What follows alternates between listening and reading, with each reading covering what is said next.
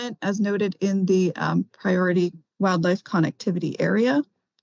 And then the project connects 2 conservation opportunity areas, and it contributes to the recommended conservation actions for both, protecting and improving habitat for amphibians in the Forest Park conservation opportunity area, and also addressing wildlife movement barriers in the Sauvie Island Scappoose conservation opportunity area. And as you can see, there's a diversity of secured funding shown here. Bonneville Power is contributing a significant portion of the funding, about half, and the total project cost is $3.4 million. And next slide, please. So the timeline for the project, this project is now or never. It is shovel ready with completed designs, a contractor on board, and it has 14 permits secured. The matching funds from Bonneville Power, they expire permanently in September of this year, and that accounts for half of the funds. And so also the partners don't have capacity to roll the project over to another year. And additionally, the ideal work window is now for construction and to minimize impacts to wildlife. Next slide, please. And because of the project's urgency that was just mentioned, the project team applied for an urgent grant from the OCRF. And so I'll give a brief overview of the committee review process and what that entailed. So the OCRF subcommittee reviewed the project team's urgent grant request on February 29th. And the technical review by ODFW staff and the OCRF advisory committee happened in March. The OCRF committee recommended the project in their April 2nd public meeting, and then the project proposal and recorded presentation was posted on the OCRF website. And I believe now I'll hand it over to Sarah to cover more about the funding situation for you all. Yes, thank you, Riva. So the funding identified for this project will eventually come from the anticipated lottery fund bond sale of $5 million that was authorized in the 2023 legislative session as part of House Bill 5030, which was specifically intended to support wildlife connectivity projects in Oregon. And I'll just note that this Polensky Frog Crossing project was specifically held up during the legislative session, during the legislative hearings, as a model example of the type of project that these funds could be used for. The lottery fund bond sale is not scheduled until spring of 2025. And we are in need, as Riva explained, of needing to get on with implementation of this project in 2024. So in order to not lose this opportunity, ODFW's director's office has provided the necessary bridge funds from using license dollars and documented with the Department of Administrative Services with DAS that our intent is to pay back those license funds with the OCRF connectivity dollars once and if the lottery bond sale were to proceed in 2025. Make sure that was to say there. So yeah, so our purpose really here is to seek your pre-approval basically for expenditure of those OCRF funds that we anticipate receiving as part of the 2025 lottery bond sale with the intent of restoring the license funds that are used to bridge the gap this year. Okay, and so I think that brings us to the draft motion. Riva, did you have any more comments on this before we pass it back to the chair? But no, just that the draft motion is up here and subject to any revisions that you have. And then at this time, we're also happy to try and answer any questions. And I will also say that we are also joined by members of the project team. So we have Lori Brewster is online, should be online, and then from the Willamette Wildlife Mitigation Program, and also Kelly Reese, the program manager, and they're here to answer any questions and available for questions. Thank you. Thank you. This one's a great one to have in front of us. Questions, it looks like Commissioner King and then Commissioner Khalil.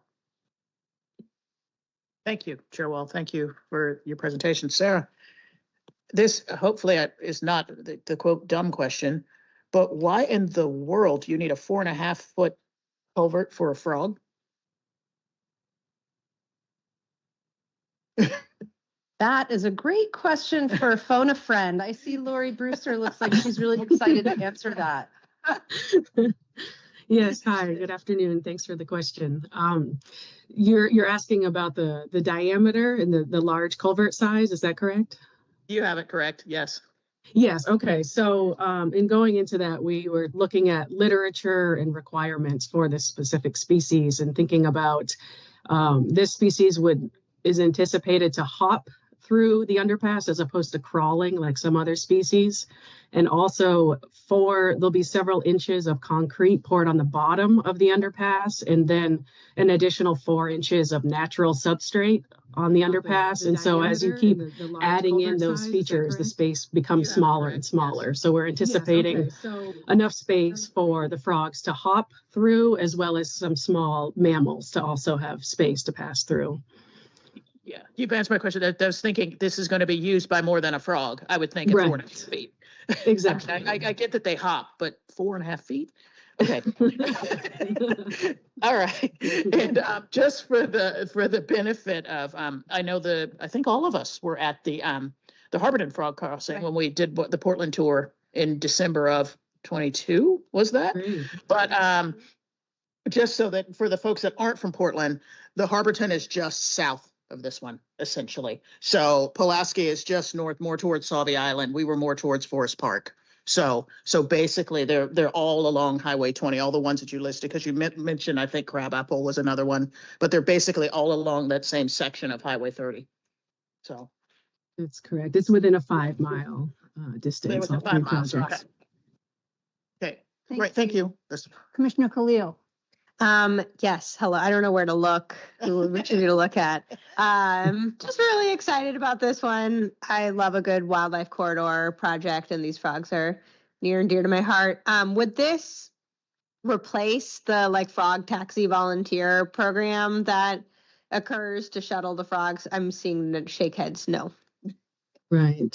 No, the projects are related but separate in terms of the people involved. Since this one involves a property that is managed by ODF&W, we are focused on this property in particular. The Harborton Frog Shuttle will continue, and they're in the feasibility phase of their project as well, and I believe starting to look for funding. But that one will still occur and might be incorporated into ours. We'll be working with them. Thank you. Seeing no other questions, sorry, Commissioner Labhart. Yep, thank you, Chair Wall. Sarah covered this pretty fast, but I just want to make sure that if you could just restate it, Sarah, that there was some questions addressed at the OCRF Advisory Committee meeting regarding the legality of pre-approving funds that haven't been actually sold yet, and that's the bond. And the department did do the due diligence with DAS and legal to make sure that we can, in fact, upfront the money and get reimbursed. And the only way it could fall through, correct me if I'm wrong, Sarah, is if the bond, for some unforeseen reason, even though it's a legislative direction, did not get sold, it would be still covered by licensed funds. But we have almost anticipate no problems with that at all as long as the bond gets sold. Is that a fair statement? Yes, Chair Wall, Commissioner Labhart, that is correct. Seeing no, just before I ask for a motion, I had one other question, Sarah, and that is the way the motion reads, it doesn't say anything about the prepayment and that sort of thing. We're just fine with it this way, and everything is covered in terms of we'll be able to pay it back. I mean, we don't have to say anything else in there in order to. This is enough. Okay. Do I have a motion? D. Yeah, I'll read D. Read the motion. I move to approve expenditure from the Oregon Conservation and Recreation Fund of up to $495,000 for the project Pulaski Highway 30 Wildlife Underpass. A second. It's been moved and seconded to approve expenditure from the Oregon Conservation and Recreation Fund for up to $495,000 for the project Pulaski Highway 30 Wildlife Underpass. May I have a thumb vote on this one? Those in favor? Since we can actually see Commissioner Labhart, that's great. It's unanimous, Michelle. We'll move on then, Sarah, right to item E. Yes, thank you very much. And I think Riva is going to lead that one off for us as well. Thanks, Chair Wall. And Steve, did you have the slides for that to share?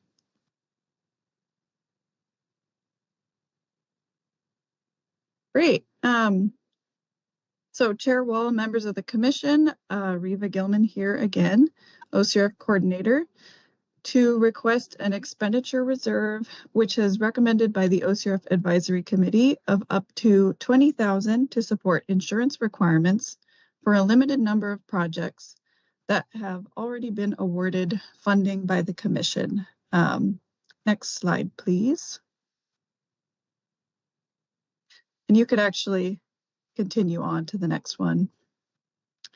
So all OCRF approved projects have to meet these insurance requirements. They're summarized up here. And so they need general activity insurance. It's required for all project types across the board. They also need specialized activity insurance. This coverage can vary according to the project's activities and if they're considered higher risk, like using boats or aircraft or working with miners or firearms. And so having these proper insurance levels protects both the state and the grantee organization. And grantees are expected to meet the insurance requirements and include it in their project budget of the application. Next slide, please. So, but we've identified a need for an insurance contingency in the program because after commission approval, grant agreements are developed by the department and all projects are further evaluated for adequate insurance levels. And so for a limited number of projects, these additional insurance requirements are identified that were not anticipated in the application. And so this is creating a financial barrier to some smaller grantees, particularly for newer organizations and representing underserved and minority communities. And so by providing some additional funds to cover these unanticipated insurance requirements, ODFW is removing this barrier to participation in conservation and outdoor recreation and also addressing an important equity issue. Next slide, please. So that concludes the quick presentation. And staff's recommendation is up here that the commission approve the expenditure reserve, and a draft motion is here on the slide. I'm happy to, at this time, answer any questions, and thank you for your time for the second agenda item. Thank you, Riva. Questions, comments? And if not, could I have a motion, please, on item E? Sure. I move to approve expenditure from the Oregon Conservation and Recreation Fund of up to $20,000 to support insurance requirements for a limited number of projects that are awarded funding by the commission. I'll second. It's been moved and seconded to approve expenditure from the Oregon Conservation and Recreation Fund, as was just read into the record. Let's do a thumb vote on this one as well. Those in favor?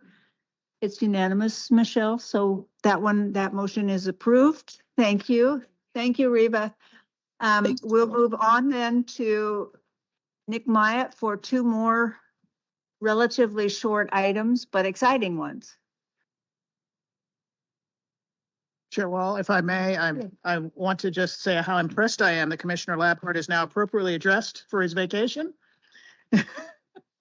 He is on a cruise ship after all. Good Well, I point. didn't want to wear a suit 5 a.m. this morning, so I'm not used to wearing a suit at 5 a.m. So I'm back into my cruise gear now. So thank you, Dr. All right. And Go Good ahead, afternoon, Chair Wall, Commissioners. For the record, Nick Myatt, East Region Manager for ODFWL LeGrand.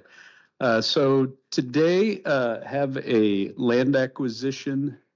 Had to see which one was first on the agenda for a land acquisition that we're pursuing to purchase 3.86, I believe it is, acres. I don't have my glasses today, and I didn't realize from looking back there that there's not a computer here to look at notes. So I'm gonna be awkwardly looking over at the screen. 3.86 acres of land in Redmond.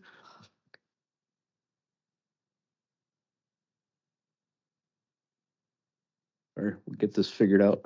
Yeah. So our existing office in Bend was built, I believe, in the late 40s, and it's on about a little less than 2.5 acres. It's just really never, for many decades now, has not been meeting our needs. The office is in, and not meeting our needs because of the amount of office space. We don't have enough space there. It doesn't have a conference room. It is, thank you very much. It is, find myself here. Okay, so doesn't meet our needs, and it's in a lot of need of repair and maintenance. So we did receive bond funding to pursue doing that deferred maintenance through the legislature. And when time came, we took a step back and we really assessed what we needed to, whether, investing in that facility to bring it to modern standards was the right thing to do. Looked at a bunch of different options. And what came out of that is we found that it's a better financial and just from a business standpoint to acquire new land and build a new office. So we started looking for land, kind of zeroed in on Redmond, Oregon, just to the north is a good place. And when we started trying to find a suitable parcel of land, we found that DAS already owned a piece of land that was right in the area that we would like to build a new office. So we have worked in agreement with DAS to purchase that piece of property from them. And, one of the big benefits for us, not only meeting our business needs, but also utilize that facility or bring it up to kind of modern energy standards and put green energy in and just be a lot better situation for us.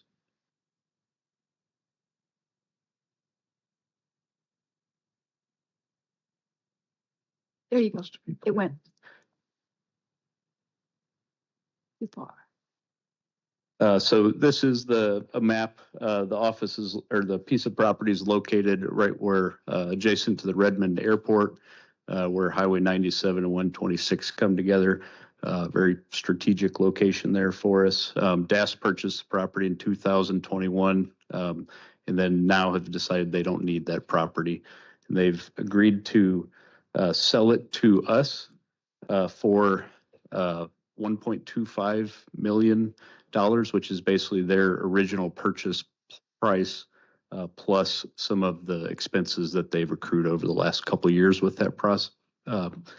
We did do an appraisal of the property and found that our purchase price is about 14% below appraised value. So that's good. As far as how we're going to fund it, it's basically half Pittman Robertson funds and then half bond funding through that legislative bond. And we expect to close this summer if the commission approves today. And we'll then start site planning for that construction project. And that's all I had, Chair Wall. Thank you very much. Any questions, commissioners? If not, could we have a motion? Is that what you're about to do Commissioner King, is a motion? I could do the motion. My question is, and I think you partially answered it. My question is always with new building, we will do like what we're doing with the Pendleton office. It will be green, rainwater collection, solar panels, the whole thing. Yeah, Chair Wall, Commissioner King, yes. we have a firm that's working on that now for us for the Pendleton office, and we do the same for this new facility as well. Thank you. Would you care to make a Sure, I motion can as long as you're on a roll? Sure. Oh, I'm reading the wrong thing. Sorry, wrong piece of paper. All right, here we go. I move to approve the acquisition of the 3.86 acre DAS property in Redmond and direct staff to proceed to closing, pending acceptance of the appraisal report, final approval of federal funding, and completion of all processes required under Oregon law for land acquisition. Thank you. Is there a second? Second. It's been moved and seconded to approve the acquisition of a 3.86 acre DAS property in Redmond, as was just read into the record. Those in favor, could I have a thumb vote, please? Thank you. It's unanimous, Michelle, and thank you, Nick. Would you like to continue to re-roll and move to the next one, please? All right. Thank you, Chair Wall. So the second acquisition that I have to present today is one that you're all familiar with, the Minam River Wildlife Area property. So this particular, I think some folks might be surprised that we're back here again with another acquisition. So if you can see on this map, the two red circles and the kind of light green parcels, these properties were owned by a different company at the time we closed on phase 2. And we've always been talking about strategically acquiring those properties. But since that time, the ownership of those properties changed to Manulife, who we've been working with on this. So we've recently, similarly working with Rocky Mountain Elk Foundation, entered into an agreement to acquire those properties. And I do want to emphasize this is the last time we'll be coming. This is the last phase. There's no other phases being worked on here. The total of those two properties is 1,096 acres of property.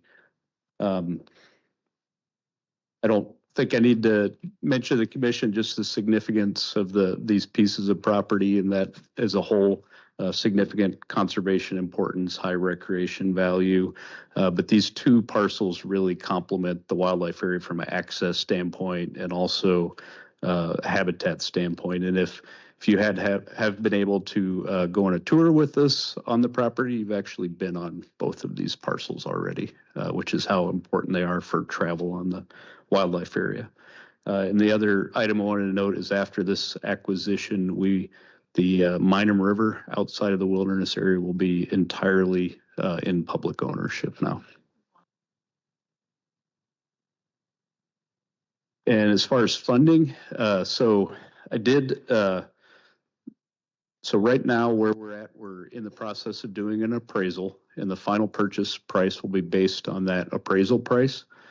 So the dollar value up here is an estimate. We do know it's going to be higher than this 1.2 million that I have up there, but just want you to know it'll be based on appraisal price, and ODF&W's portion of that purchase is going to be $950,000 using Pittman Robertson funds, and then any remaining funds needed to close the gap will be done working with Rocky Mountain Elk Foundation and our partners to complete that acquisition.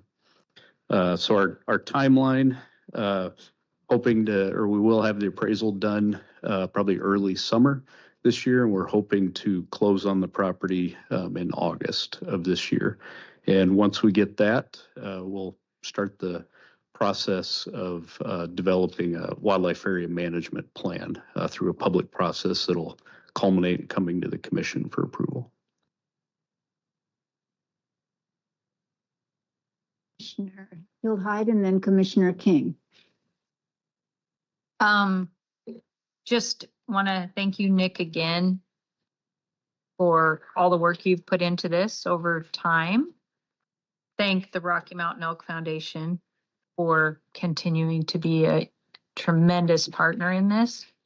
And just to say to all Oregonians, this is a gift to you if you get into that corner of the state. Unbelievable, exciting project that had community support.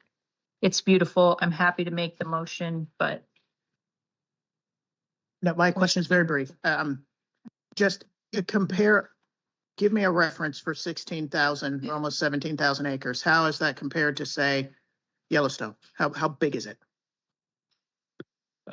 Commissioner King, I don't know off the top of my head how big Yellowstone is. I do know you've probably seen in some of our materials that we've put out when you include kind of the all of the public lands in Northeast Oregon, the contiguous public lands of the Eagle Cap Wilderness, the National Forest, Hell's Canyon Recreation Area. I believe some of the information RMF's been putting out that's larger than the size of Yellowstone. Meaning, sorry, all of them together or just Yeah. Minam? All of them together. Okay. Yeah. Got it. Thank you. Minam, off the top of my head, Minam Wildlife Area now is about roughly 10 miles by 4 to 5 miles wide. Thank you. I'll come right back to you, and it looks like Commissioner Labhart has a question as well. So go ahead, Commissioner Labhart. Thank you, Chair. Well, Nick, I believe you were going to also discuss the due diligence with local government.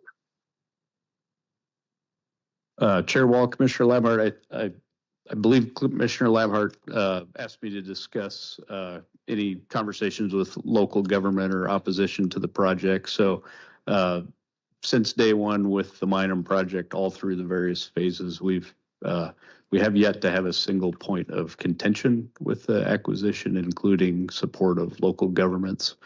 So for this phase 3 portion, we have met with county commissioners in both. There's land in both Union and Wallowa County, and there's still support for the project. One other quick question, was Manulife buying that area a coincidence? Was it part of a partnership? Chair Wall, Make sure we get it. that was one of the things I meant to mention was those two parcels were part of a much larger land transaction. So I did want to make sure folks know it wasn't that they're buying those specifically for the purpose of selling them to us. Great, thank you. That helps. Commissioner Hatfield Hyde. Here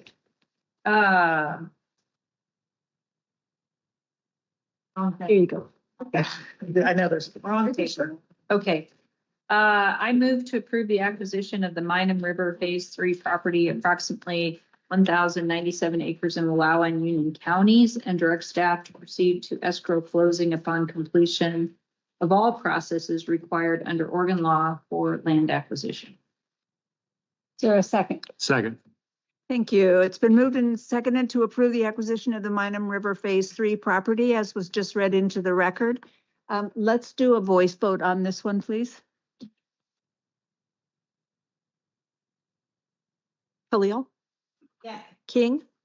Yes. Spellbrink? Yes. Labhart? Yes. Hatfield Hyde? Yes. Wall? Yes, thank you. Thank you, Nick. Thank you. It's great to get to this place on this one. Let's move then to Exhibit H, which is the 2024 Sport and Commercial Pacific Halibut Regulations. And it looks like they're making you do this one all by yourself, Christian?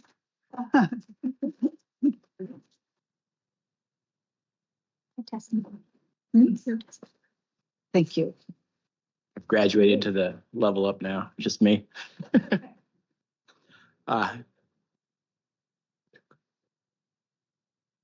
Good afternoon, Chair Wall, Vice Chair Hatfield Hyde, and Commissioners, and Director Palmieri. For the record, my name is Christian Heath. I am the project leader for Pacific Halibut and Sport Groundfish with the Marine Resources Program located in Newport. I'm here today to talk about the 2024 Sport and Commercial Pacific Halibut Fisheries. Today, the commissioners are asked to adopt quotas, season dates, and management measures for the sport and commercial Pacific halibut fisheries in 2024. The Pacific halibut fisheries are federally managed fisheries. Therefore, staff are recommended that the commissioners adopt these regulations by reference.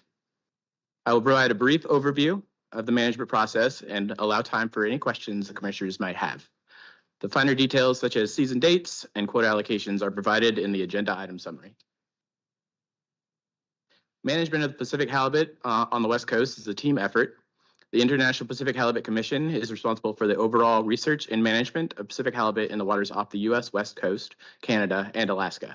Each year, IPHC conducts surveys to estimate halibut abundance and assess the coastwide stock status.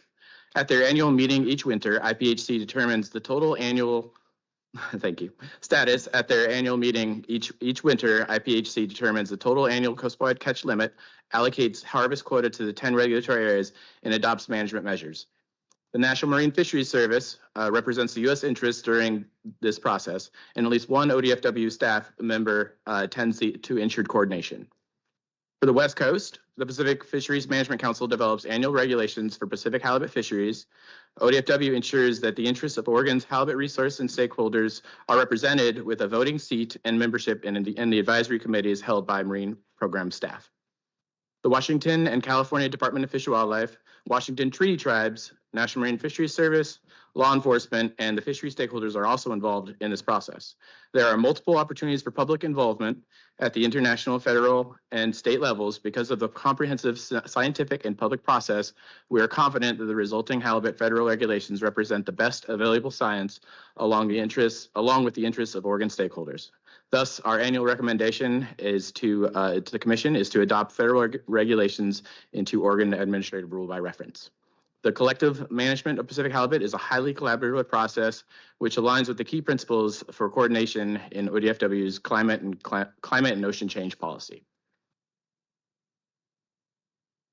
During the Council's annual halibut management process, a catch sharing plan is developed each year, which specifies how the West Coast quota provided by IPHC will then be allocated to the different sectors and subareas for the West Coast. For Oregon, our allocation is nearly the same as it was in 2019, so the proposed season dates for 2024 are very similar to what was adopted last year. One change that I will highlight for 2020 from 2023 is that the subareas south of Cape Falcon, we are proposing to begin the season with a 2 fish bag limit instead of a 1 fish bag limit. For additional details on the season structure, please refer to the halibut map, which is available in the exhibit packet, attachment number 8. For Oregon sport anglers in 2024, we have 2 main changes to the catch sharing plan. First, the Central Oregon coast sub-area spring all-depth season backup dates are available every week, changed from every other week from last year until the spring catch is attained or July 31st, whichever is first. The second change allows potential reallocation or transfer of the recreational fishery allocation between states in Area 2A, which is Oregon, Washington, and California. If one or more states was projected to not fully attain their allocation, this change is intended to allow greater utilization of the overall Area 2A recreational allocation by providing additional angler opportunities coastwide later in the season. For the commercial fisheries, there is no changes proposed for 2024. And with that, for staff recommendations, adopt recommendations as shown in attachment 3, and I will then take any questions. And the last slide is a proposed motion for the commissioners.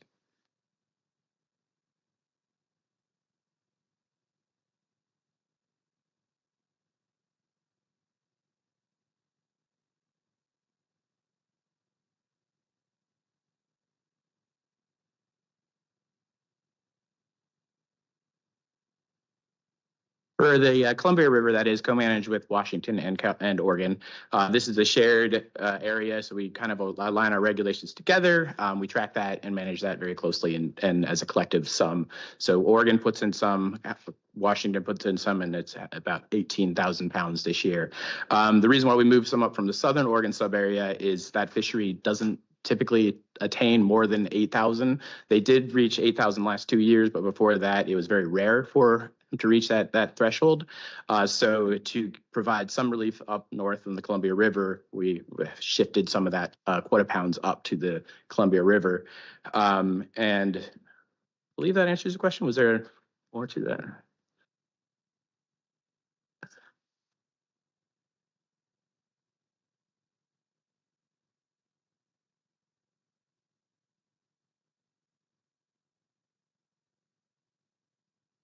Thank you for the question, Joel. Yes, yes.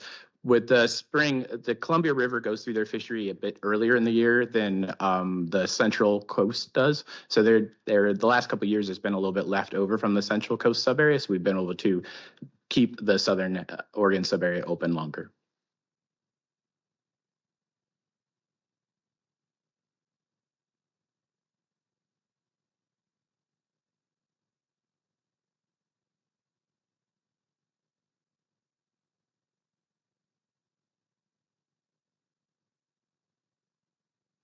We're harvesting, thank you for the question, Chairwell.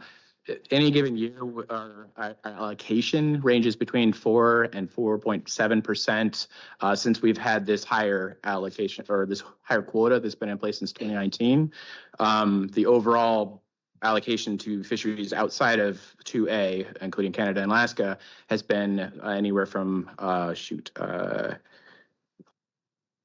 36 million metric ton or 36 million pounds to 41.2 million pounds. So that range is about 4 to 4.7% allocated to Area 2A. Our harvest rate the last couple of years has been up near the 90% threshold of that. So coast-wide, we're probably getting about 4% of the overall halibut quota from Alaska all the way through California.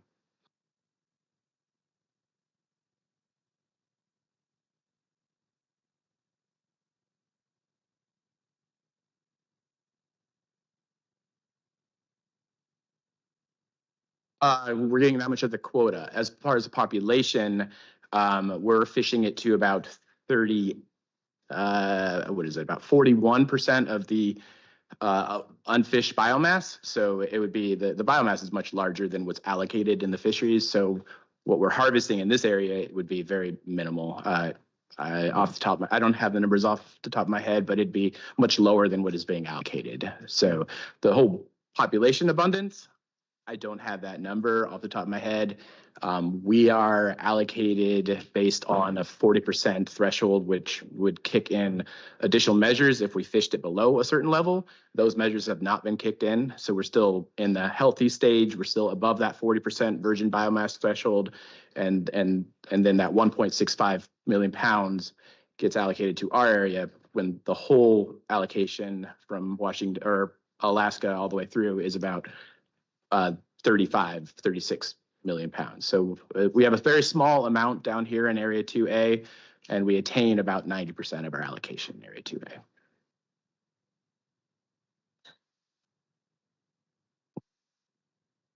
Sorry. Just as background, that whole question of the percentage of the population that we're harvesting is of interest. And I know it's different for all the different fisheries for different reasons, but it's still one that it seems to me, and this is sort of for the commissioners, it's just worth thinking about the percentage that we're harvesting. And so it keeps coming up. And so that was the reason for the question. Commissioner Spellbrink. Thank you, Chairwell.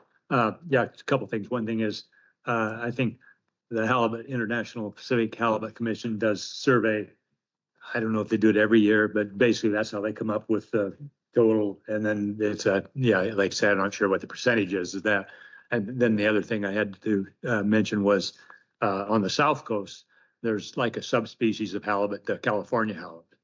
Now, and sometimes that makes up a fair share of the catch when you get down the Brookings, that lower end of that subspecies seems to fluctuate back and forth up and down the coast down there. Now, are those fish, I mean, are they, when they come in, are they just, they included in the Pacific halibut catch, or do you know that? Sure. Well, Commissioner Spellbrink, there is California halibut, which is not related to the Pacific halibut, and that is a big fishery down off California. We have some, they do migrate up into Oregon. They're managed part of our flatfish complex, so through our groundfish. It is not part of the Pacific halibut. There is, I think what you were talking about in the Southern Oregon area, they do migrate inshore at certain times of the year and they migrate back offshore. So the Southern Oregon area, sometimes they've like the last couple of years have reached their 8,000 pound quota. Other years they haven't come near it. Depends on how far off the fish are. If they come in, most of the fleet off Brookings likes to fish very close to shore. That's when they harvest more halibut. Any other questions? Then could we get a motion on this? And we probably may need to make sure that we get it right because there is an amended. Does the amended attachment have to be taken into account in the? Good. Thank you. That helps. Your motion.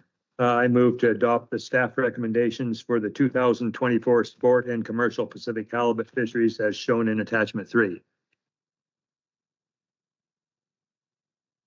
I'll second. Been moved and seconded to, and the right ones.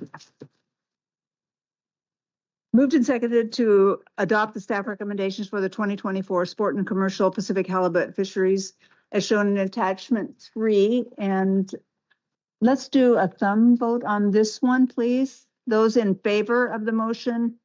It's unanimous, Michelle. Thank you, everyone. And thank you, Christian. Thank you.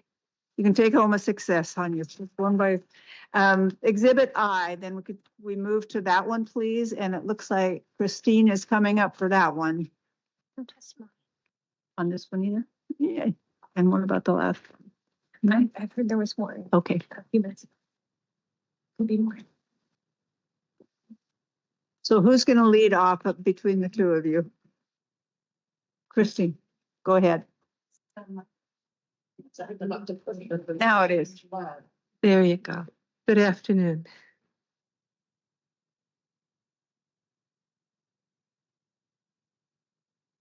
Chair Wall, Vice Chair Hatfield-Hyde, Commissioners and Interim Director Palmieri. For the record, my name is Christine Mallette and I'm the Ocean Salmon Technical Resource Manager for ODF&W. I'd like to talk to you today about the 2024 Federal Ocean Salmon Regulations. I will conclude with staff recommendations to adopt them by reference for commercial and recreational marine salmon fisheries in state waters which are offshore 3 nautical miles.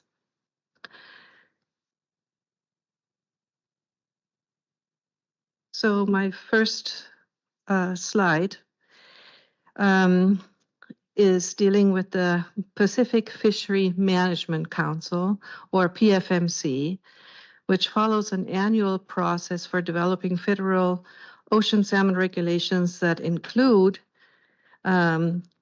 it includes robust public involvement via participation of the industry, environmental and community representatives, and consideration of testimony and other input received from the general public. The Council ensures that West Coast salmon populations remain within all applicable Endangered Species Act standards and other applicable laws, including the National Environmental Policy Act and the Mammal Protection Act. So in early March, the PFMC adopted 3 salmon season alternatives for public review. These alternatives were presented at public hearings held in each state. That's Oregon, Washington, and California. And the Oregon meeting took place virtually on March 26th this year. This month, the Council developed the final set of commercial and recreational seasons that I'm presenting to you today. As a final annual step, the PFMC recommends fishery management measures for federal waters to the National Marine Fisheries Service, which is the entity with the authority to implement and manage marine fisheries in federal waters, which is 3 to 200 miles offshore. And that's nautical miles, I'm sorry. Next slide. So this is just an overview of the area that these regulations apply to. The waters off of Washington, Oregon, and California, again, this is 3 to 200 nautical miles offshore.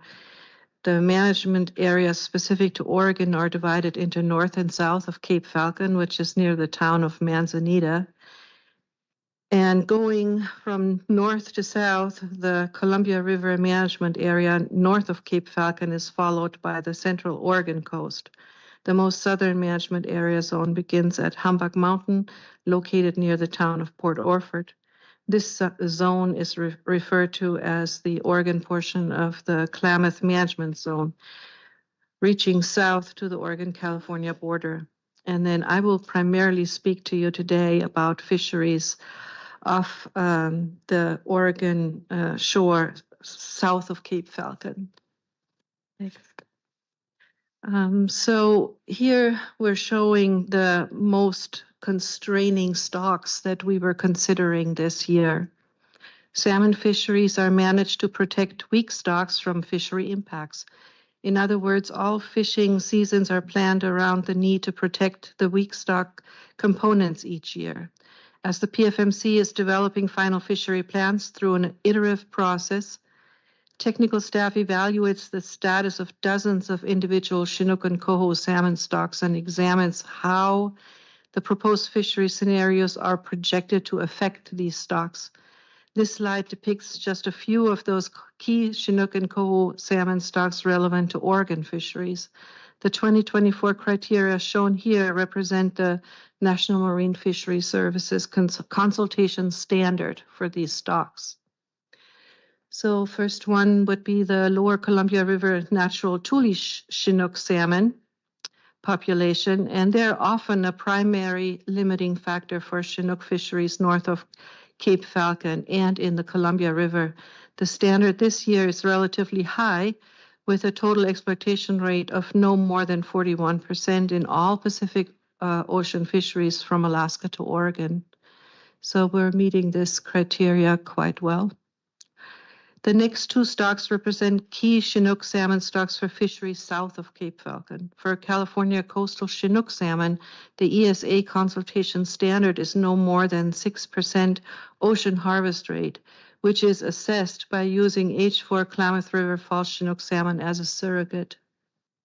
For Sacramento River False Chinook salmon, the criterion is described as a spawner escapement goal of 180,000 hatchery and natural area adult spawners.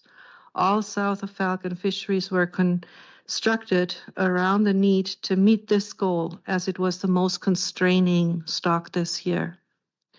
The PFMC tracks and evaluates a myriad of West Coast coho salmon populations as well. I'm showing the two most constraining stocks relevant to fisheries planning in Oregon. These examples are ESA-listed coho salmon stocks. For Lower Columbia River natural coho, the 2024 National Marine Fisheries Service consultation standard is no more than 23% total exploitation rate in all fisheries, and we are projecting to meet that standard. The ESA standard for the Southern Oregon, Northern California coastal coho salmon stock varies by population with an allowable total exploitation rate ranging from 15 to 16%. Marine fishery impacts account for an exploitation rate of just under 2% on all stocks, whereas higher projected exploitation rates shown here also account for additional freshwater impacts. Next slide. So now we are seeing one more time. Thank you. Seeing the 2024 PFMC developed commercial seasons for federally regulated fisheries in the area from Cape Falcon to Humbug Mountain. The season started on April 16th for all salmon except coho and includes varying levels of fishing opportunity through the month of October. Some non-mark selective coho salmon retention is allowed in September with a quota of 2,500 coho. Starting in September, the commercial fishery will have a landing limit of 75 Chinook salmon per landing, and that landing week is Thursday through Wednesday. The area south of Humbug Mountain opened April 16th and will only last through the end of the month, since this area can intercept stocks of concern at a higher rate. Overall, the commercial fishery season has improved over last year, but still is one of the most restrictive since 2017. Next. Following are the 2024 recreational ocean seasons that were developed by the PFMC. The salmon fishery in the management area from Cape Falcon to Humbug Mountain started on March 15th and is scheduled through October 31st.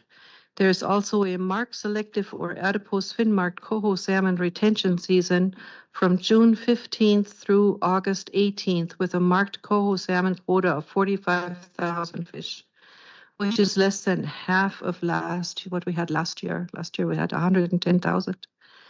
During the month of September, the area is open for all salmon retention. The non-marked selective coho quota for September is 25,000 fish. During October, the open area is limited to shoreward of 40 fathom of the 40 fathom management line, with coho salmon retention being prohibited. The area from Humbug Mountain to the Oregon-California border will open on May 16th and is scheduled to close on August 31st. From June 15th through August 4th, this area will also be open for retention of marked coho. The quota of 45,000 marked coho is applicable to the combined management areas from Cape Falcon to the Oregon-California border. And that concludes my presentation. My last slide is staff recommendations and a draft motion for you.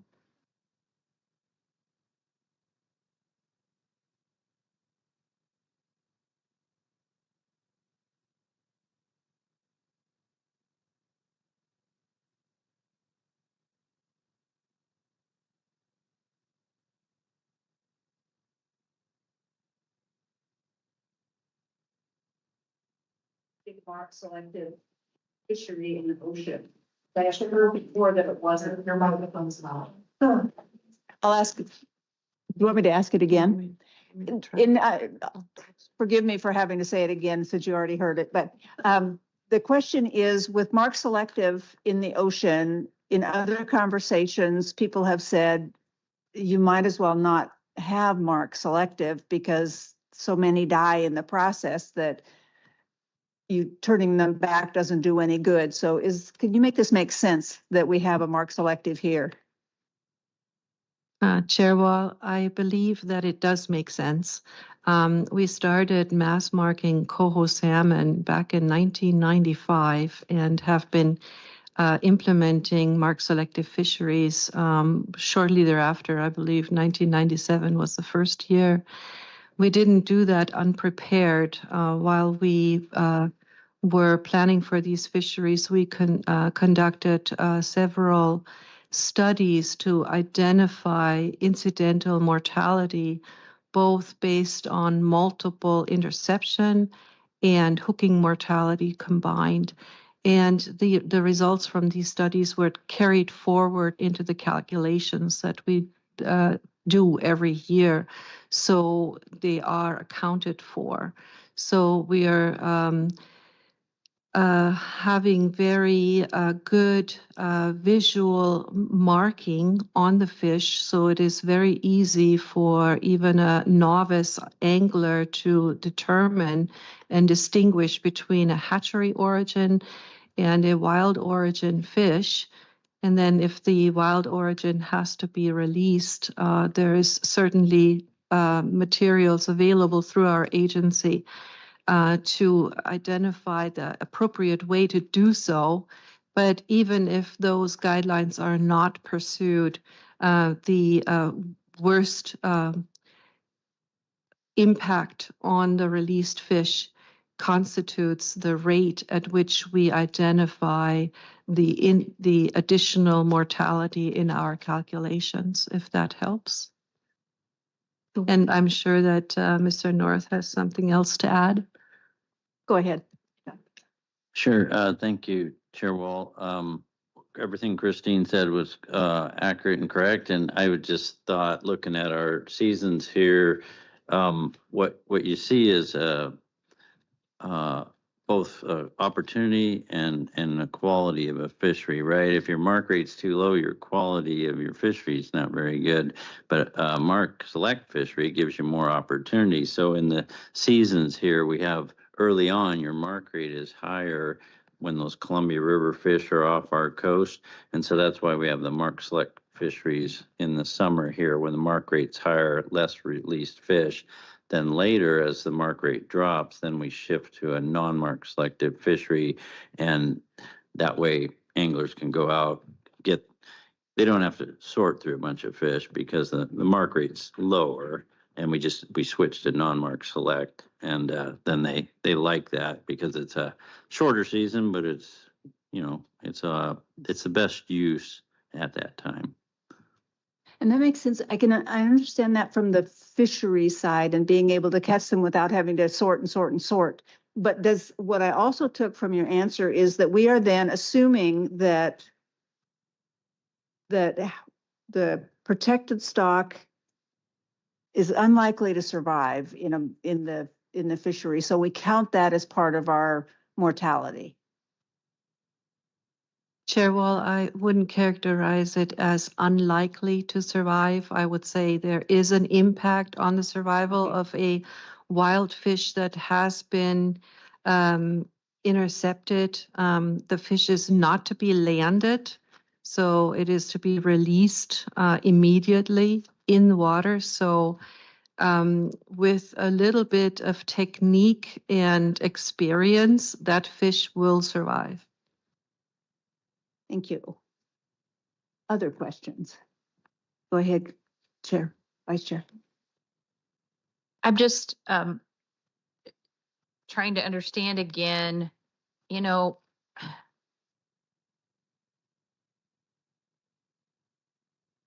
these are all recommendations that come to us from the Pacific Fisheries Management Council, right? Initially. Vice Chair I mean, Hatfield. I'm sorry. Vice Chair Hatfield-Hyde, Chair Wall, I would say that the regulations for federal waters are developed by the Pacific Fishery Management Council, and they apply to the area up to 3 miles offshore. They apply from the Canada U.S. border all the way to the U.S.-Mexico border. And this leaves a strip of area that currently does not have any regulations. And in order to be consistent, staff recommends that you adopt the federal rules for the federal waters to also be applicable to state waters, which makes it a lot easier to enforce. So we're basically following the federal plan within the state waters. Yes. All right. That's what I was thinking. Okay. Thank you. Commissioner Spellbrink, did you have a question? Go ahead. Comment. Thank you, Chair Wall. Is there some education on releasing fish? I handle a lot of fish during the year, and you make up a little release item where you just, you never have to touch the fish. Basically, you wrap the line around your hand, run it down to the hook, and pop the hook out. And I don't know if there's, they made some are made commercially where you can buy them, you can make your own, but I know there is some concerns with high mortality rate on coho salmon, release, because you do release a fair number of wild fish. And if that doesn't exist, it probably would be a good idea to have some education, that maybe some flyers around ports, that kind of thing, because you can release fish, and with a low mortality rate, if you're careful. You net them and throw them on the deck and lose scales, you're going to kill a lot of fish. But if you handle them in the water, pop the hook out, you're going to have a high survival rate. Chair Wall, Commissioner Spellbrink. Yeah, we've had best handling practices material on our websites, and I'd have to go back and double verify it's still there. These fisheries have been in place for quite a while, and I think words got out, and people understand that handling is, key to maximizing survival. So let me ask one other question, and then I'll stop on this one. But I understood in this one, these are stocks that we have some serious concerns about, and it looks like things are a little bit better this year than they have been in the past. But with the Klamath and the Sacramento, there are some seriously limiting factors with those populations. And what I understood is that California is not fishing those, but we are, and we are putting in place some kind of practices that will make sure that we intercept less of those, or fewer of those severely constrained populations. Can you talk about that a little bit? Because especially with California deciding not to fish And as I understand it, not even going after the ones that get in and go up the tribs. What are we doing to protect those very limited stocks?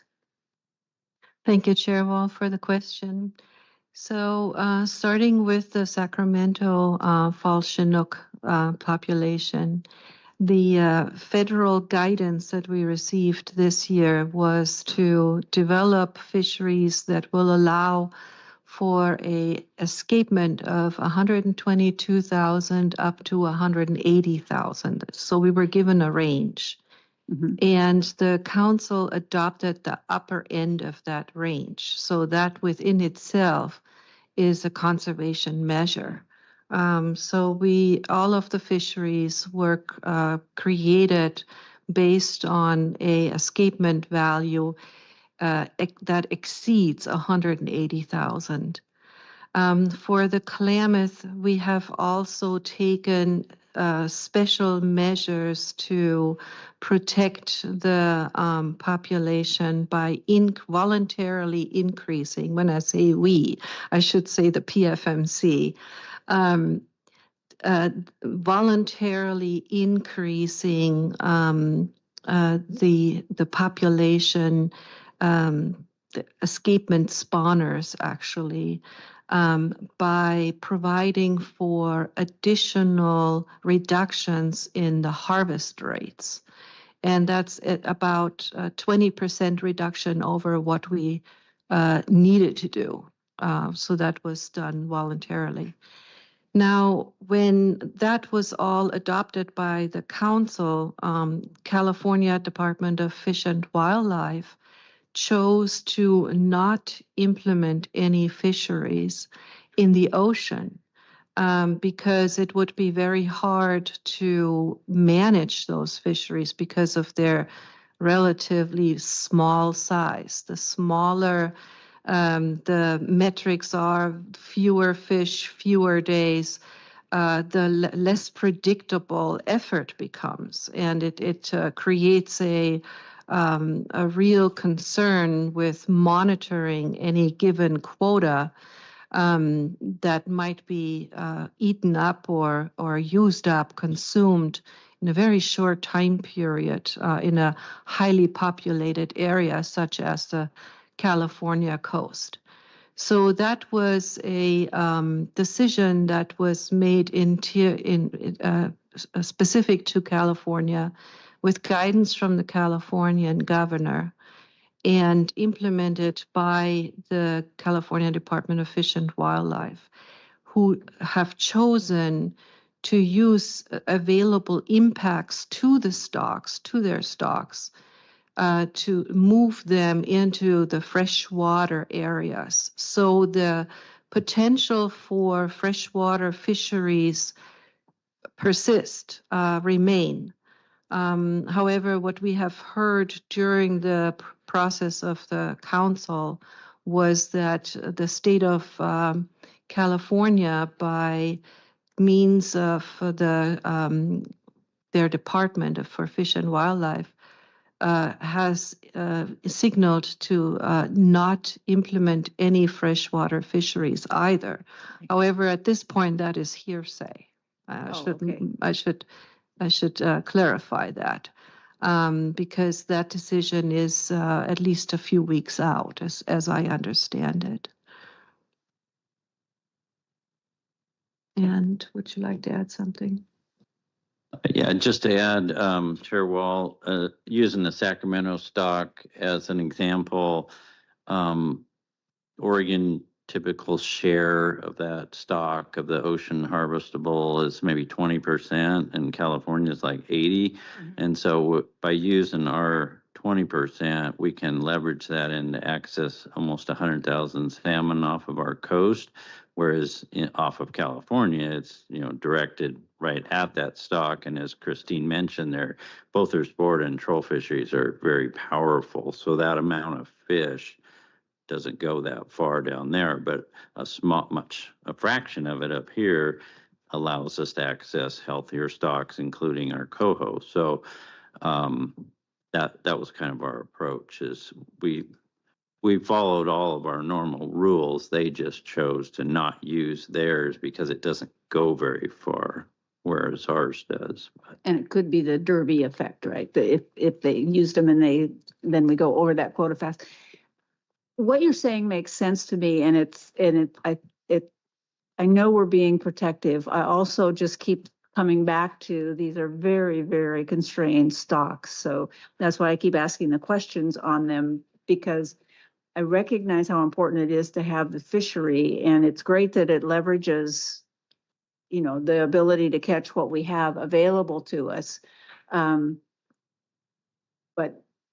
But it's also hard to rely on things like people are trained, and I didn't hear that, you know, are we making sure that we're being careful to release those fish? And I know the mortality rate can be high. So it seems like it's a nuanced answer here that you're trying to juggle. And I appreciate how hard that is. And I just want to be careful, especially when they're so constrained. So you look like you're about to say something, Don, so go ahead. Sorry, Chair. Well, I forgot. I wanted to add, to put it all in context, that Oregon's harvest of Sacramento will represent less than 3% of the total abundance for that stock. And for Klamath, it's like 0.8% of the ocean abundance. So I thought that might help.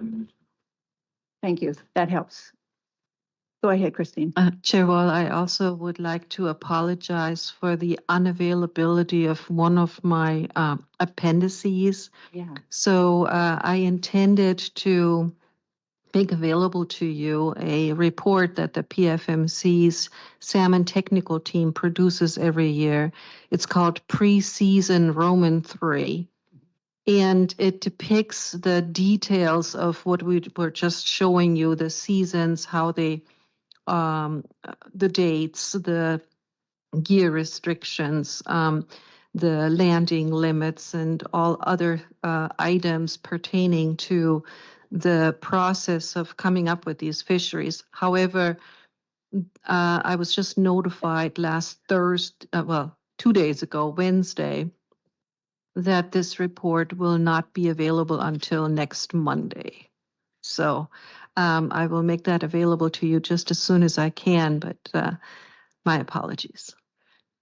No, I mean, it's nothing, that report wasn't you writing it, right? So you shouldn't have to take the hit for it, but I appreciate you let us know. And maybe when you let us know that, what happens with that pre-season report, if you could also let us know if there is a freshwater fishery in California, that would be useful to know. Thank you. Commissioner Spellbright.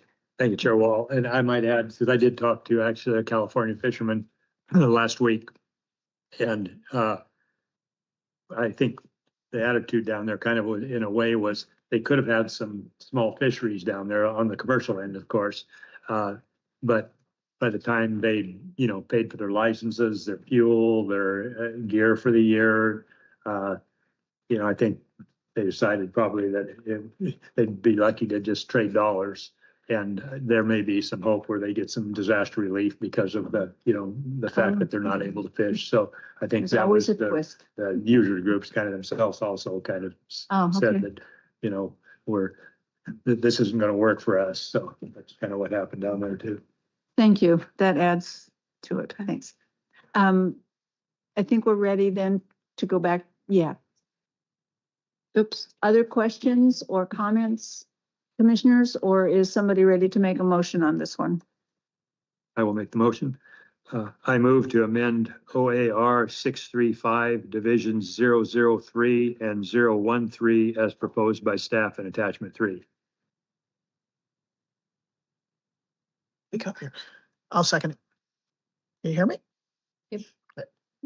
Give me 1 second. I just am making one note to myself. Will that work? I see that's kind of an abbreviated That's motion from what was up there. Goodness. Oh, there it is. Legal counsel, will that work? That one? Okay. And just so people know, before I ask for the vote, right after, as soon as we finish the vote, I will ask for a sense of the commission to make sure that so I'm not giving direction alone. I'll ask if what I asked for is okay with the group, but let's do the vote first, if we will. Those in favor of, moved and seconded to amend OAR 635 divisions 003 and 013 as read into the record, those in favor? It's unanimous then, Michelle. And commissioners, I had asked if we could see that preseason, well, you volunteered, so I don't even have to ask, preseason report, and if we could know if California is actually going to fish the freshwater one. Okay, thank you. Thanks, Commissioner. John. Just want to clarify, Chair Wall, I think that's a decision to be made by the California Commission, so we'll have to wait and get that outcome. Yeah. If you could just let us know when in case we need to look at any kind of temporary rule or whatever. The freshwater piece. Exactly. Yeah. Yes. Thank you. Good clarification. Then can we move to the last item, item J? Okay. We'll talk slowly while you're gone.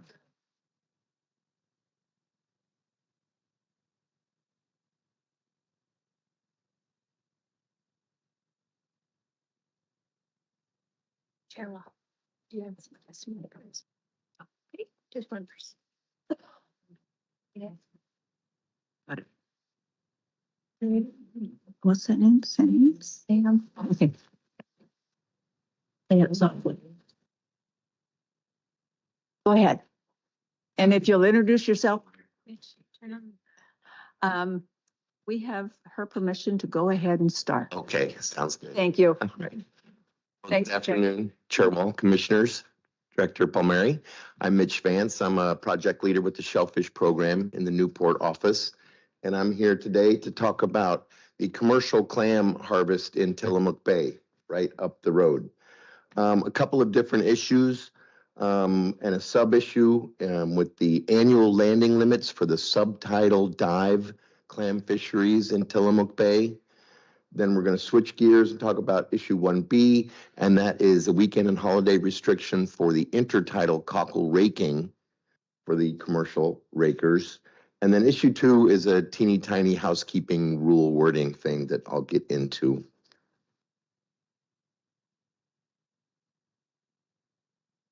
So the clams here in Tillamook Bay are enjoyed by many different user groups, both commercial and recreational. There's several different species out there. The recreational diggers can keep 20 per day of just the 4 species of bay clams, plus some of the non-native soft shell and purple varnish clams on top of that. The commercial fishery has the 2 sectors, the subtidal divers and the intertidal rakers, and they also focused on at least 3 of those species. So some of the recent history of rulemaking in these commercial clam fisheries, we put annual landing limits on the subtidal dive clams in 2016 when we got good new estimates of the populations of those species of clams.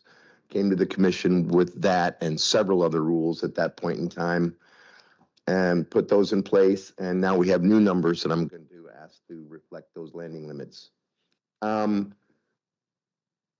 We did do this in temporary rule. It exists right now, these new landing limits, and the weekend exclusion is in temporary rule right now, and I'm going to ask to make that go permanent. So again, the subtidal bay clam fishery in Tillamook Bay for commercial clams takes place mostly in the northern areas of Tillamook Bay in those deeper tidal channels. The divers work, 15, 20, 30 feet deep. There are 15 permits statewide. Only 10 of those are coastwide and can operate in Tillamook Bay. There's 5 that are South Coast. I showed you where they operate, and the divers take cockles, butters, and gaper clams, and those are managed with these annual landing limits.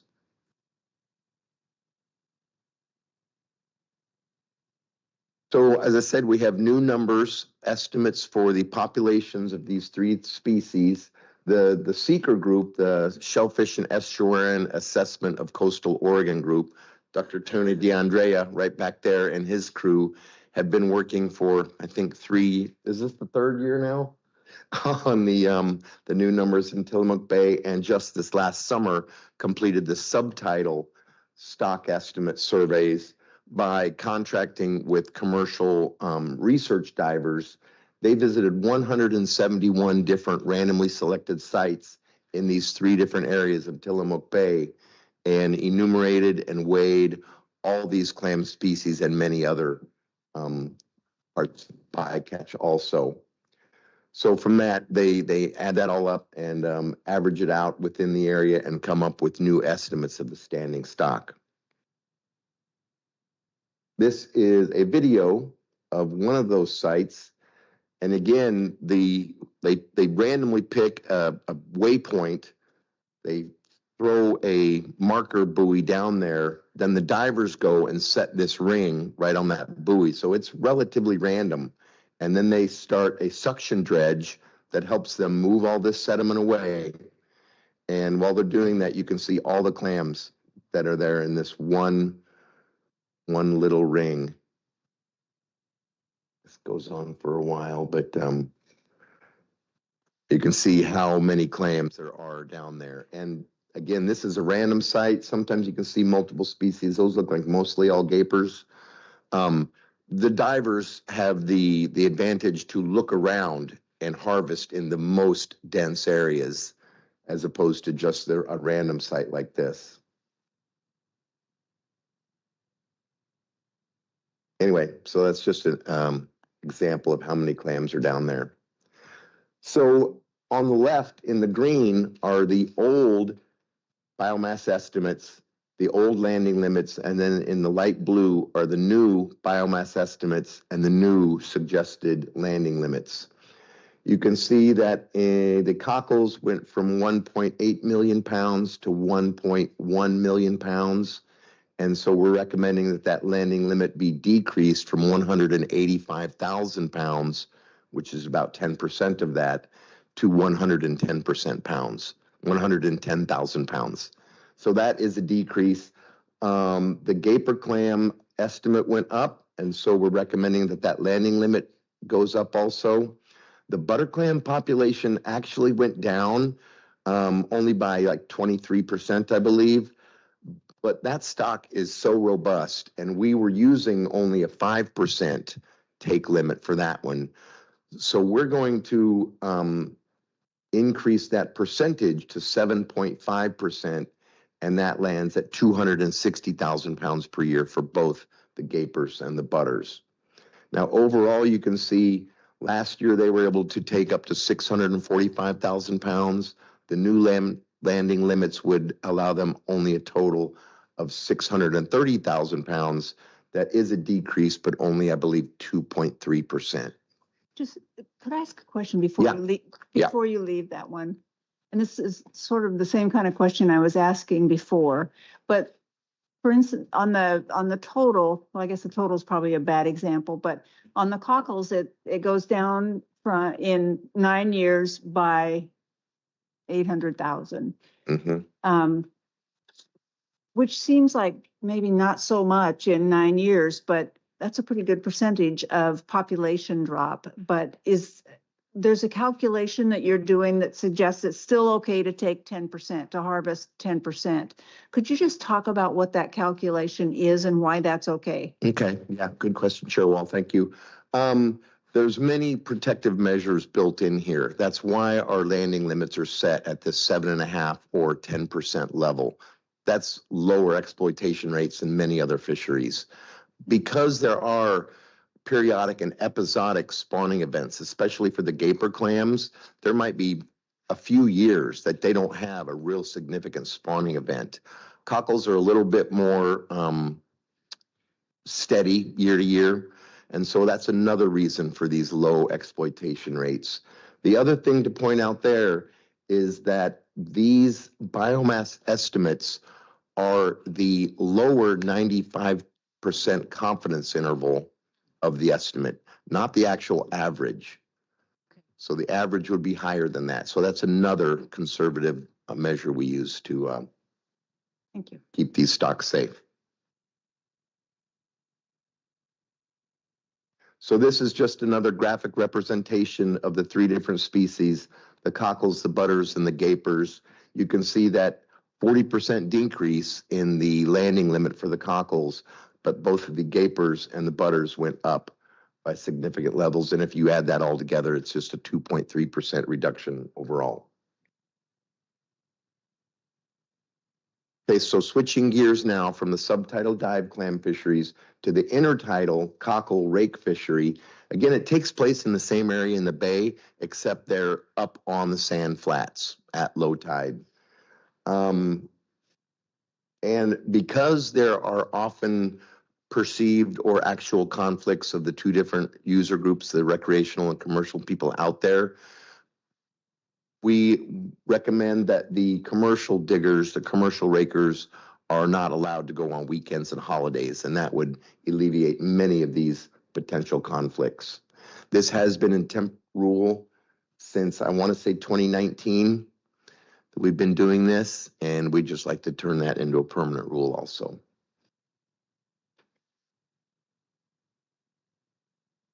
And indeed, there are the temporary rules that will expire in August of this year. And the final one is the housekeeping rule. In 2016, when we put a size limit on the cockles, we didn't change the title of that rule enough to make it specific. We left it as mussels and razor clams. It needs to now address mussels and all clams. Oh. So that's the only change there.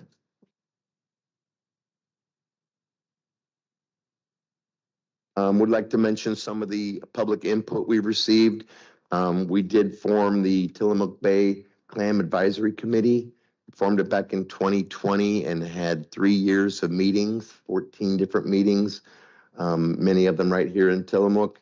That advisory committee was made up of recreational representatives, commercial representatives, and conservation representatives. And they gave us their long list of recommendations that we turned into the legislature just last December. And with that, I'll take any questions. Thank you for the report. We're looking for questions, and we do have one person who would like to testify. So we'll ask some questions and then keep you around. Okay. Commissioner Labhart, go ahead.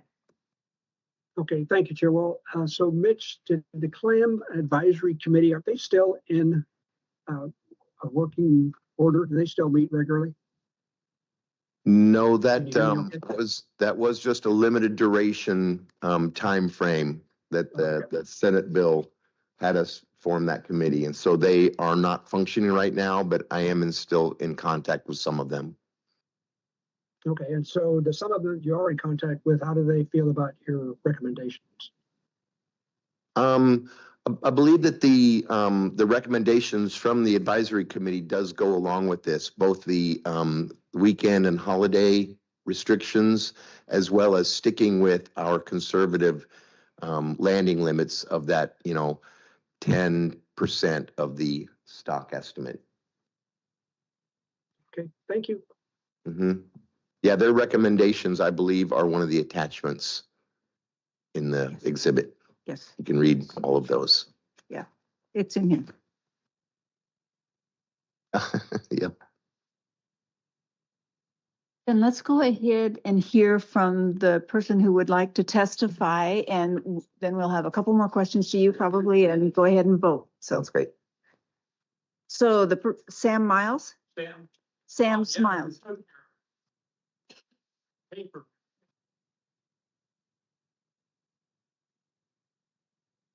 Oh, okay. So does that mean that Sam's does not want to? No, we both do. Okay. Then why don't you both come up, and each will have 3 minutes. And if you'll, just because it's been a very long day, if you'll stay within the 3 minutes, that would be terrific. Yes. And please introduce yourselves for the record as you speak. So who's going to start? So you gotta push the button? Please, until, there you go. Were any of you here when cockles or dive clam went into a limited entry?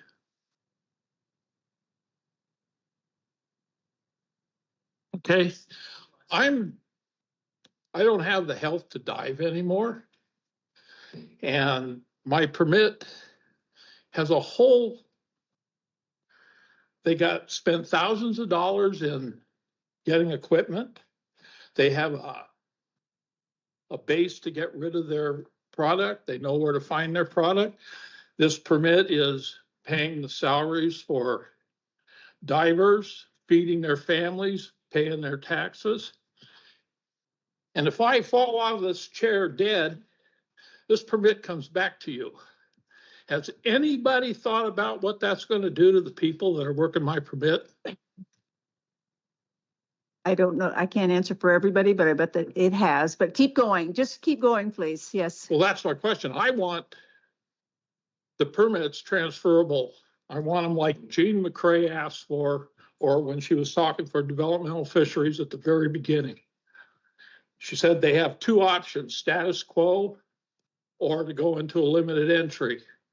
And Jean McCrae said developmental fisheries picks limited entry with all rights and there's one more word to it, but all the rights that all the other permits have. We have 10 permits in this state. We're the only ones that cannot pass our permits on to anybody else. And so I'm worried about what's going to happen with all the people that run on these 10 permits that are all owned by people our age. Because if it goes back to a lottery, what are they going to have? You're going to have 20, 30 people in the lottery, and you're going to ruin that business and all those people. That's why I'm here. I want to see this thing put into a normal state of affairs as with the rest of the permits in this county. So we can transfer permits. Okay, so we understand what you said. Would you like to go ahead and testify then done? too? Yeah, I'm done for now. Okay. Thank you very much. I started clam diving 1989 We need your name, please. before it was developed. Sir, could we have your name, please, for the record? Can you hear me now? Okay. Yes, and if you'll introduce yourself. Oh, my name is Douglas Alm, and I was the first clam diver there was. And I started in 1989, and I got involved with ODF&W when the town of Garibaldi was bitching that I was taking all the clams. And I found markets for the clams. I got it going. I made a living off of making the clams. I pushed it to go to limited developmental fisheries and for the go to limited entry fisheries. I was pretty much the only person at these meetings, and I didn't know what I was doing, but I wanted to make sure the permits didn't get in the wrong hands. So when they asked me what I think should go, I said, well, it'd be nice that I could pass my permit down to my sons. But I didn't know it was going to get wide and have 10 permits and everything else. Yeah, people like Sands, they have a right to transfer their permit, I would feel, to anybody. And back when I was doing John Johnson and Jean McCrae, the old people that ran the clam part, they'd come out with me and go diving with me and let me know what's going on in the clam world. And they film me with a film crew down there doing my job. And my daughter that was like 10 years old in Vancouver saw videos of her dad diving Tillamook Bay, showing what commercial people did. And now I didn't hear about this meeting until Sands told me. I haven't been involved now for 10 years. Nobody sends me a notice. I want to be involved, and it seems like ODF&W doesn't work with the clam permit holders. I talked to 3 of them before trying to get them here, and they said, what's the use? I mean, these are the new guys that are using our permits now. And they said, we can't influence the people, and nobody heard about this. Craig Andy said, what's the use of me coming to this? He's supposed to be our rep. And he said he wasn't coming. And he's right here in town. So that's just what I would make all these meetings if I knew they made them. I think as far as you knocking the cockles down to, to 110,000 pounds instead of 180, I didn't think you guys did your homework right. Because a lot of last year's permit, we didn't fill the quota. That's because a lot of people just weren't working. Like my son, he just made enough to cover his landing for his permit. And there's a lot of people out there do this. I think it's more not effort than reducing the clam population down. Let me just interrupt for a second, Doug. I think that there are people that we can connect you with who are in this room that you could talk to so that you could get re-signed up, so that you get the notices and that sort of thing. We heard your issues, and what I took down is you want the notice, and we heard clearly that you want some more consideration of whether it's a transfer permit or a developmental permit, and we did hear that. So what I'd like to do is, your time is up for the testimony, but before you leave the room, let us connect you with staff, because they do hear what people say and they can get you re-signed up. So we need to go back to our issue and get this vote done today, but we can connect you with staff, and I think that we heard your position clearly. So I appreciate your time. I know it's hard to come down to all these meetings, but thank you for being here Just today. like to see us more involved in what's going on. Yes. So if we could stop there and if we could have you come back up, just one very quickly. We really have used up our time. You mentioned development fisheries. I heard him say developmental fish, Well, developmental. That's how. I know, I understand that. I heard him say two different kinds, and we heard that he talked about two different kinds. That's the point I was making. So thank you very much to both of you. We did hear what he said, I think. Thank you. Thank you both. And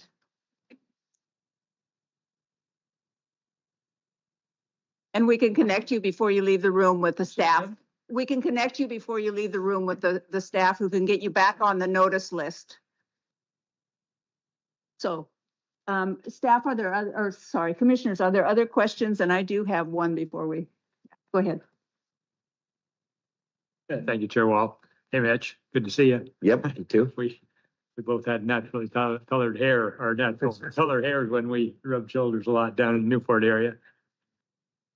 Getting old. Okay, anyway, just said hi to Mitch there, but, okay, so these permits right now are non-transferables, that is correct? There are some allowances for transferability for illness, death, or vessel inoperability, but not freely transferable like many other limited entry permits are.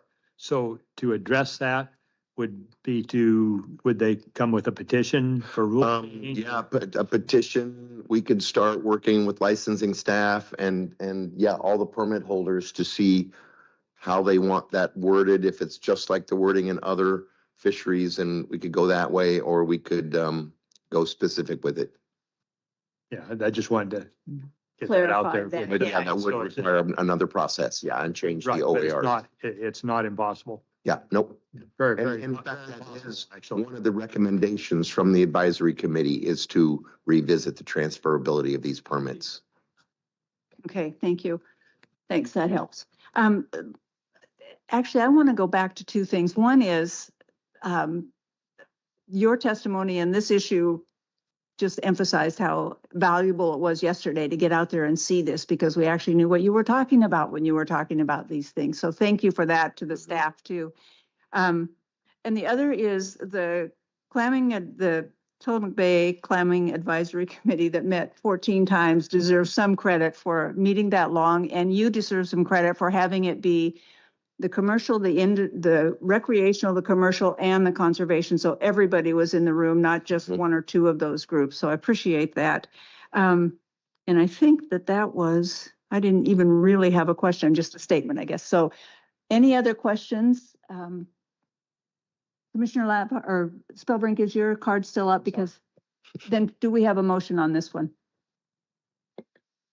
I'll make the motion. I move to adopt the amendments to OARs 635-005-0290, comma, 635-005-0355, comma, and 635-005-0385 as proposed by staff in attachment 3. Is there a second? I'll second it.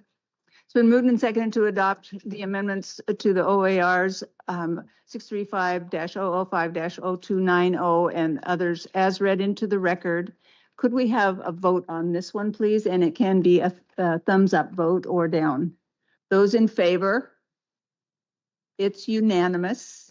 And Mitch, if I could ask one more thing, would you be sure to check with these folks before before we leave? Thank you very much. Unless there is anything else, I think we are adjourned. So thank you, everyone, for a long and productive day. Thank you.